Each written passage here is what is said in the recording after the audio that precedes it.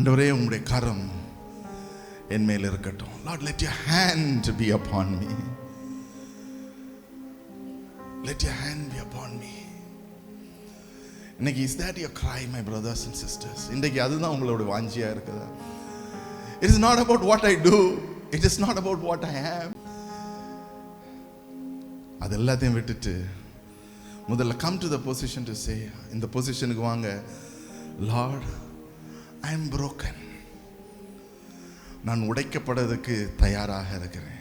இல்லைன்னா நான் உடைக்கப்பட்டு கொண்டு இருக்கிறேன். On a birthday, ஒரு பிறந்த நாள் அன்றைக்கு, he is sitting and asking God, and the hand of God came upon him. அப்படியே கண்களை மூடி ஆண்டவர் நோக்கி பார்த்து சொல்லுங்க, Lord, I am willing to be broken. Oh, Rashi.